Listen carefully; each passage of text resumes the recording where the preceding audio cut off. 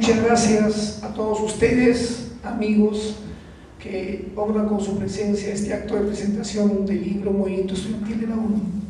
Muchas gracias a los amigos, panelistas, a quienes tengo que agradecer mucho y en esta breve intervención recordar algunos momentos de mi visita, en un caso a sus domicilios, a su centro de trabajo y en otro los cafés, los muchos cafés de conversación con el ingeniero Gonzalo García, hablando sobre el Centro de Industriales.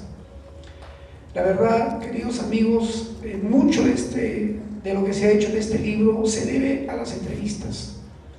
Vía las entrevistas conseguimos volantes, archivos completos, en algunos casos incluso cartas, colección de cartas. El caso de Gonzalo Cisneros Vizquerra nos dio un folder con colección de cartas que él tenía de dirigentes de Arequipa.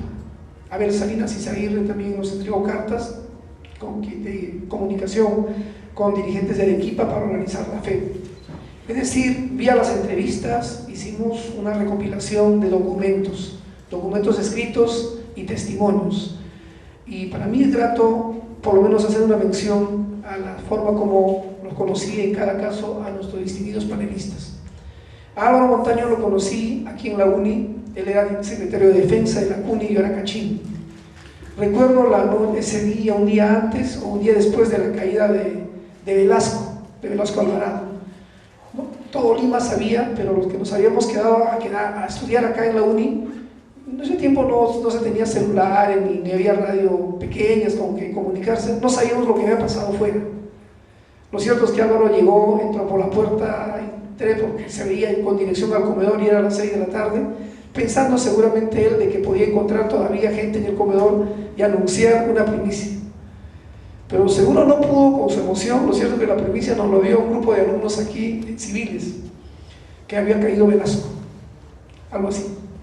Y la gente le rodeó rápidamente, de pronto él estaba en el centro de un centenar de gente. Así lo conocí más de cerca, lo conocía por sus famosos, sus arengas, porque tiene una voz muy notoria, sus arengas, no necesitaba micro, pero ya en vivo, en directo, cercano, en esa experiencia muy cercana. Con los otros dirigentes, al ingeniero, a nuestro amigo Carlos Leca, lo conocí en su trabajo. Le digo ingeniero por costumbre, nosotros nos decimos ingeniero. Lo conocí en su trabajo, lo visité después en su domicilio, me obsequió materiales, incluso una revista de la CUNY del año 62. Conversamos largo, pero con él en particular tengo una gratitud porque él es algo así como conocedor de la historia de este libro. Vino aquí el año 81 a una ceremonia de celebración de la CUNY.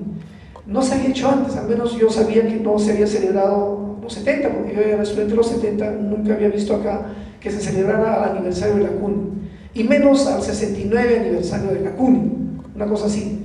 Entonces, con lo poco que teníamos en el Centro de Estudiantes de Mecánica, con los pocos datos, por lo menos sabíamos que se había fundado la Asociación de Estudiantes de Ingeniería en 1913, el 16 de mayo, y el Centro de Estudiantes organizó el aniversario de la CUNY aquí, en este recinto. Invitamos a los pocos presidentes de la CUNY que ya conocíamos, al menos por nombre, buscamos, y en esa presentación estuvo Carlos Leca. Aquí estuvo Mario Samamé, en esa ocasión estuvo el presidente del año 74, el ingeniero lamentablemente fallecido a la fecha, Vargas. Después estuvo Álvaro Vargas, hay un ingeniero del 48, estuvo Napoleón Giannoli, también fallecido. Estuvieron como 7 presidentes de la CUNY de diferentes épocas. Decíamos de la CUNY, en realidad tengo ese nombre a partir del 56, antes se llamaba ACEN. Bueno, pero a todos se les presentaba como presidentes de la CUNY. Ellos asistieron a esta ceremonia, había mucha gente, y un poco se habló sobre este tema, dieron su testimonio sobre la CUNY. Naturalmente estaba yo atento a todo lo que se dijo en público, porque hay cosas que se dicen en público que a veces no se dicen en privado, porque la emoción también juega su parte, ¿no? El público, además el público no se acuerda al ver tantas personas, al ver a tantos amigos. Todo eso fue por materia de una nota que yo tomaba.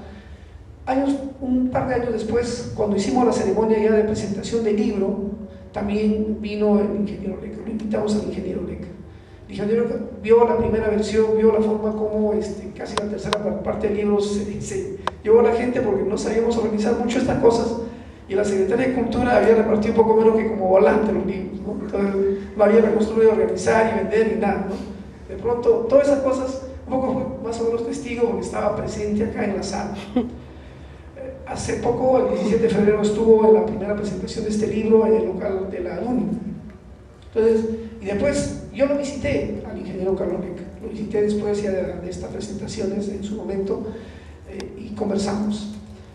Con el arquitecto Miguel Cruchaga, yo lo visité en su oficina en Miraflores, en 2 ocasiones, incluso grabamos, tenemos la grabación transcrita.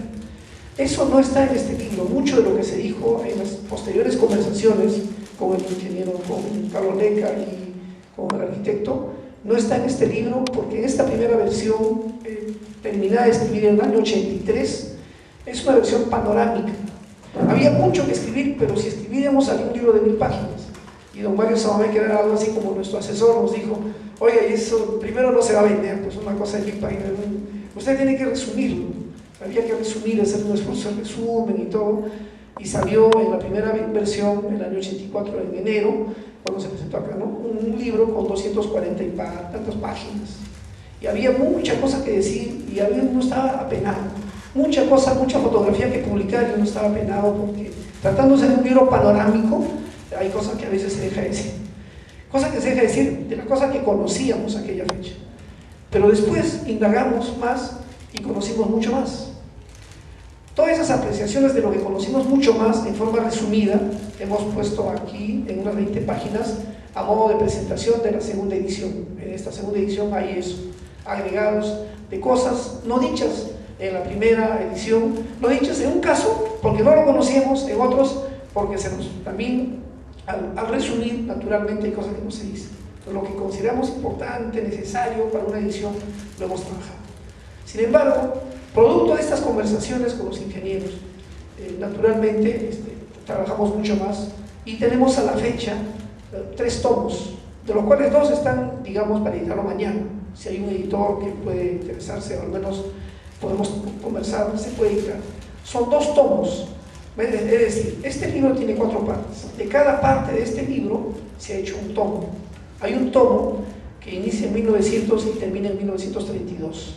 Hay un segundo tomo que inicia en 33 y termina en el año 55. Hay 2 tomos listos, cada uno ha sido un volumen grande, donde se describe y se narra muchas cosas en algún detalle. Mayor detalle, naturalmente, que en un libro panorámico.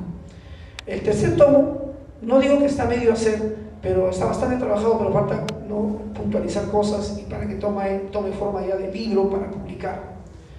En ese tercer tomo están los testimonios de Carlos Leca, de Miguel Cruchaga, y quiero terminar haciendo una mención al ingeniero Gonzalo García. Dado que él era profesor en la UNI, ahora ya no es profesor, había ocasión de vernos seguido, y pactamos conversaciones en el cafetín de industriales, y por ejemplo, en una primera conversación, muy rápidamente hicimos un cuadro que para nosotros era muy caro, hacer la galería de presidentes de centros de industriales, además de ese centro que yo no tenía para la primera edición. Hicimos, y de pronto muchos nombres me eran ya familiares porque ya eran hombres públicos, muchos hombres públicos. Entonces con él hicimos la galería de presidentes. Yoshiyama, cuando todavía Yoshiyama no era presidente de la Asamblea Constituyente, aparece ahí, pero ya lo había visto antes como director de la Academia CUNY, por alguna fotografía por ahí en una revista, ya me era familiar el nombre. Entonces después todos vimos que fue presidente de la Constituyente, pero a Yoshiyama yo lo había visto en otro libro. Hay un libro de Denis Summon, un sociólogo francés que es profesor en la Católica. Él escribió un libro de título Historia del Movimiento Obrero Peruano. Coloca fotos interesantes, y una de ellas, cuando hace alusión al reformismo de Belaúnde, a Belaúnde en su apogeo, pone la foto de Belaúnde cargado por una persona. El joven que ahí carga Belaúnde es Yoshiyama. ¿Qué épocas eran? Era 1963. Belaúnde era candidato presidencial, iba a muchos sitios. En algún momento, entre los seguidores, jóvenes simpatizantes de Acción Popular, seguramente él estaba. Efectivamente, él fue presidente del Centro de Estudiantes Industriales en 64. 73 tendría algún cargo en el centro, estaba activo, y todos sabemos cómo es estar activo en un centro de estudiantes. Hacemos tantas cosas. En ese momento, probablemente porque esa foto corresponde al 63, hay indicio razonable para decir que es foto del 63. Entonces, joven yo se llama pues casi cercano a los 20 años, o cumplió 20 años, naturalmente fornido, joven, se animó a cargarlo y aparece la foto plasmada, por recuerdo, en ese libro de Denis Surgó, ¿no? Así como aparece mucho en otro libro, ustedes recordarán a este señor Lucar, que todos lo conocemos por la televisión, cargando a Hugo Blanco. Así pues aparecen fotos de nuestra juventud en los libros. Bueno, entonces, como verán, en este libro esperamos publicar fotos que tenemos a la mano, fotos diversas, en las ediciones que vienen. Sobre la foto que ha comentado el arquitecto Cruchaga, esa foto no es de una foto original, no hemos escaneado una foto, sino de una revista. Y en la revista aparece la leyenda que ahí se menciona. Es decir, los que publicaron esa foto en esa revista probablemente no cotejaron las fuentes ni el origen, entonces esta trae el error. Ya corregiremos en una versión, al menos aparecerá, es probable incluso esta vez, con el testimonio de Miguel Cruchaga, es posible encontrar incluso la foto original. Entonces el escaneo de una foto original naturalmente le da calidad a la fotografía. En este tercer tomo, del 55 al 70, es un tercer tomo con amplitud, hablamos de muchas otras cosas, por ejemplo, de eso que hasta hay un libro que se titula Avisa a los compañeros, y aquí se ha hecho una mención de Jorge Tamayo. El impacto que